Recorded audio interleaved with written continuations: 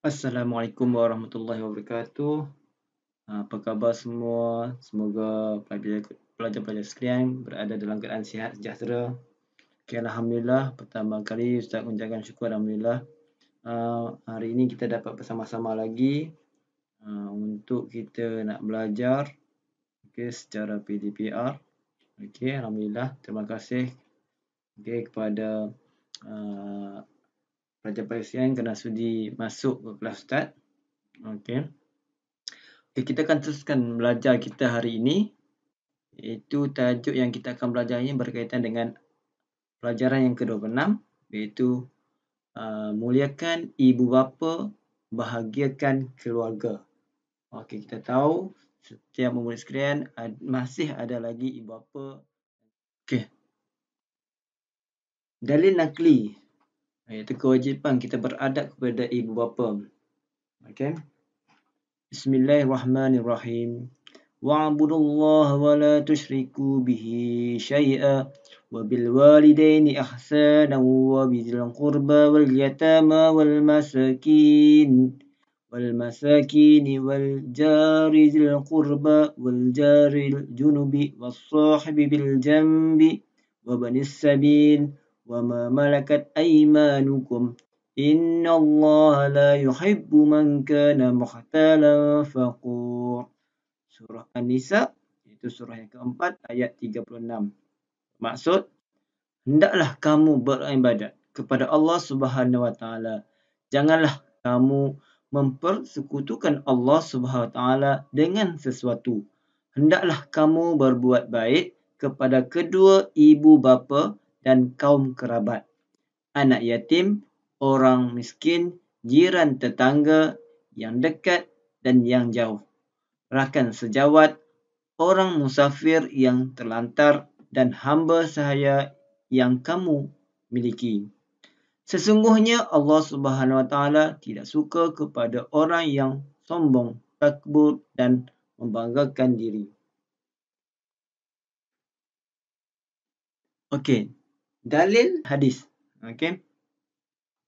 Daripada Abdullah bin Amr, Rasulullah SAW bersabda, Radha Rabbi fi ridal walid wa saqatul Rabbi fi saqatil walid. Wa saqatul Rabbi fi saqatil walid. Yang bermaksud, redha Tuhan, iaitu Allah SWT, terletak pada redha ibu bapa, dan kemurkaan Tuhan, iaitu Allah SWT, terletak pada kemarahan ibu bapa. Ini penting kan? Hadis ini adalah diriwayatkan oleh At-Tirmizi. Redha Tuhan, itu Allah SWT, terletak pada redha ibu bapa. Bermaksud, kalau ibu bapa kata redha, maka Allah juga akan redha. Tetapi, kalau kemurkaan Allah murka sekiranya kemarahan ibu bapa. Jadi, kita kena jaga ibu bapa kita supaya ibu bapa kita ini tak marah kita. Supaya apa kena tak marah? Supaya kita nak Allah redha dengan kita. Cara beradab kepada bapa dan keluarga. Terdapat 3 cara. Terdapat 3 cara kalau kita nak beradab dengan ibu bapa. Yang pertama, melalui hati. Dalam hati kita ni. Macam mana kita nak menjaga adab kita melalui hati? Pertama, kita menjaga hati ibu bapa kita. Macam hadis cakap tadi lah. Macam mana kita nak jaga hati? Kita kita tolong ibu bapa kita, bagi dia gembira, kita buat baik. Macam pelajar-pelajar sekalian ni belajar dalam Google Meet ni kan. Belajar secara dalam talian ni menyebabkan mak ayah kita tengok, anak aku sekarang ni tengah belajar, jadi dia akan rasa seronok. Itu kita jaga hati ibu bapa. Buat apa yang dia suruh. Jangan buat apa yang dia larang. Kedua, menghormati antara ahli keluarga. Dengan adik-beradik kita kena jaga hati. Kita jangan buat bagi dia bergaduh. Kita buat bergaduh supaya kalau kita tak bergaduh, mak ayah kita pun akan seronok, tenang dia. Yang kedua, tadi kita jaga melalui hati. Kedua, percakapan. Percakapan ni melalui mulut ni. Percakapan. Yang pertama, bersopan santun. Cakap dengan ibu bapa, kita perlu bersopan santun. Cakap dengan elok, lemah lembut. Okey, jangan tinggikan suara. Okey. Kedua, tidak melawan cakap ibu bapa. Apa yang mak ayah kita suruh, okey, mak kita suruh ataupun ayah kita suruh, kita cuba buat. Okey, kalau kita tak boleh buat, kita cakap dia elok. Mak, ayah, okey, saya tak boleh nak buat ni. Okey, sebagai contoh. Cakap elok-elok kalau tak dapat. Jangan melawan. Ketiga, suara lembut. Suara lembut tu macam mana? Okey, bila kita cakap tersebut, suara kita kena rendah sikit. Jangan cakap kuat. Tak nak lah. Apa suruh ni? Tak boleh macam tu. Okey, seterusnya. Melalui tingkah laku. Tingkah laku ni bermaksud apa? Di sudut perbuatan. Okey. Jadi, kita tengok. Macam mana? Selalu menziarahi ibu bapa dan keluarga jika tinggal berasingan. Kalau kita duduk berada di jauh, kita mungkin mak kita berada di macam kata apa? Macam saya lah kan. Macam saya mak saya berada di utara. Jadi saya kena balik ke utara untuk melihat mak ayah saya. Okey. Kalau murid-murid sekarang mungkin ada yang duduk dekat-dekat dengan sekolah. Okey, mungkin mak dia duduk dekat mana? Mungkin dekat Kulai ke, kan? Jadi cuti saja baliklah. Okey, ataupun kalau tak boleh balik macam mana?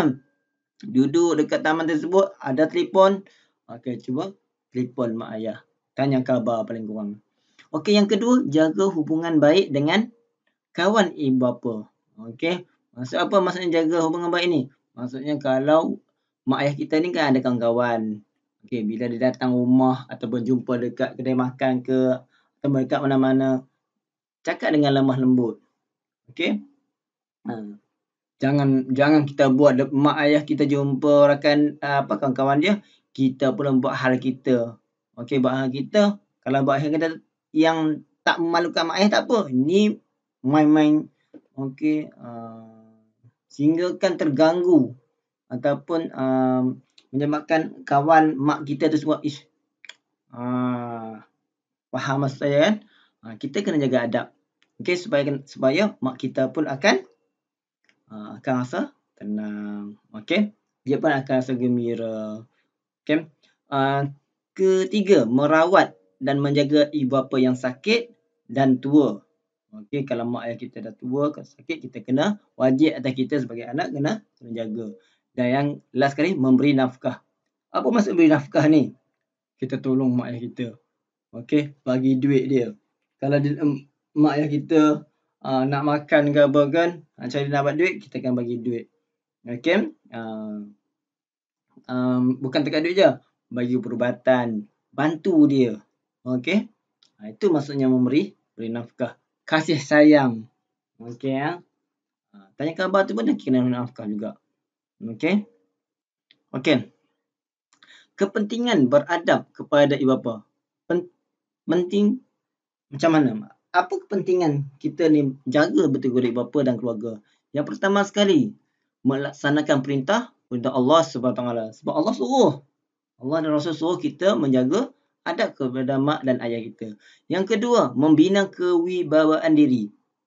Okey. Yang ketiga, menjadi contoh tauladan.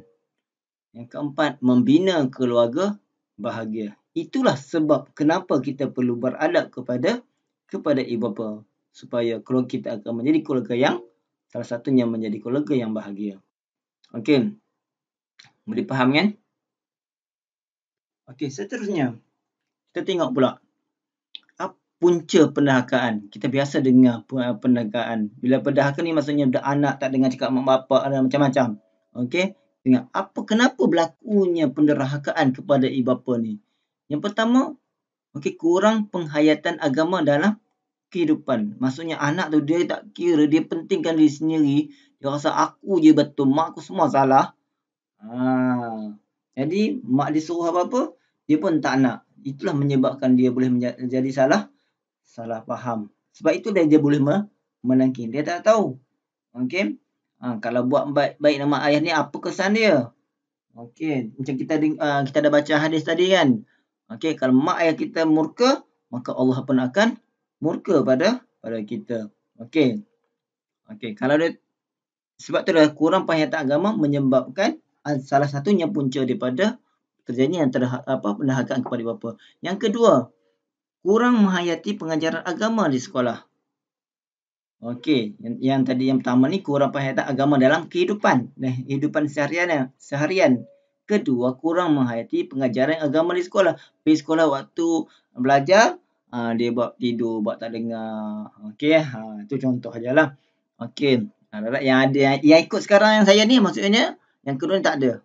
Sebab apa? Dia kan waktu pendidikan Islam ni, okey, belajar sekalian dengar dan cuba belajar kan. Okey, jadi yang kedua alhamdulillah sebagai yang ikut ni menjadi anak-anak yang soleh. Okey, yang ketiga, terpengaruh dengan rakan yang negatif. Sebab tu kita kata Ustaz cakap dulu, kalau kita nak kawan tu kita tengok kawan juga. Okey ada kawan yang kita ingat ada unsur-unsur negatif, kita cuba betulkan dulu.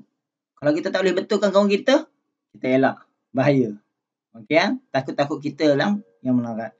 Tapi kita kena berdoalah pada Allah SWT agar rakan kita tersebut boleh berubah insya-Allah. Okey, ini antara 3 punca kenapa anak-anak ni mendahaka kepada ibu bapa. Ini kena ingat. Okey, apa akibatnya kalau kita mendahaka kepada ibu bapa ni? Okey, akibat tidak beradab kepada ibu bapa. Terbahagi bertiga. Yang pertama, kesan terhadap individu, kepada masyarakat dan kepada negara. 3 ni. Okey, dalam periksa kita tengok soalan tersebut, kalau tanya akibat terhadap individu, kita akan jawab terhadap individu. Kalau soalan tersebut ditanya berkaitan dengan masyarakat. Kalau tentang negara, kita akan jawab dengan negara.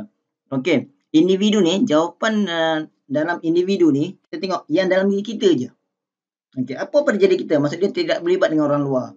Contohnya, kalau tidak beradab, akibat tidak beradab kepada ibu bapa secara individu. Kita tengok dalam diri kita ni.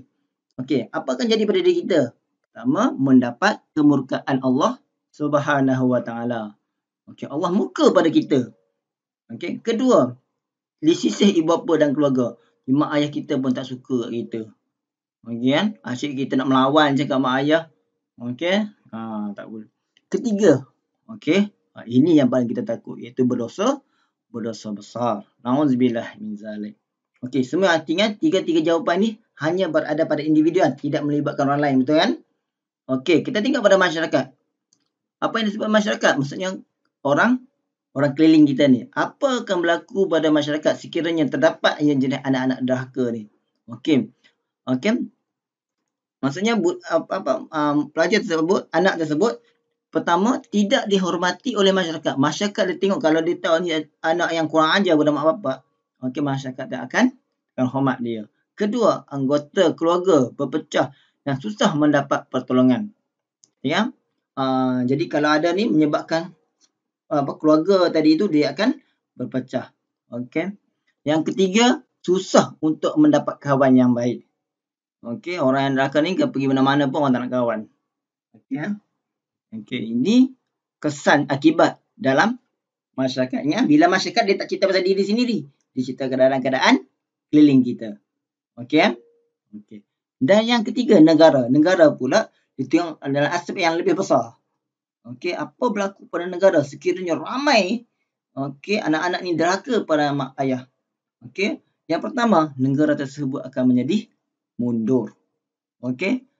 Kedua, ia tidak aman dan makmur. Confirm lah akan berlaku pergaduhan macam-macam kan. Negara je tak stabil. Okey, ketiga, berlakulah pelbagai gejala sosial. Okey. Bila anak-anak tak menghormati mak ayah, maka macam-macam lah akan berlaku. Nauzubillah min zalik, supaya benda-benda yang kita nampak ini tidak terjadi pada kita. Macam mana tak nak bagi jadi pada kita? Kita kena tengok punca dia ni. Okey, kat sinilah punca dia ni lah yang kita perlu tekankan supaya kita janganlah derhaka kepada ibu bapa. Okey.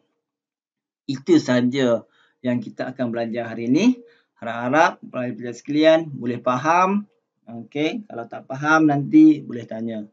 Wallahualam. Terima kasih semua. Assalamualaikum warahmatullahi wabarakatuh.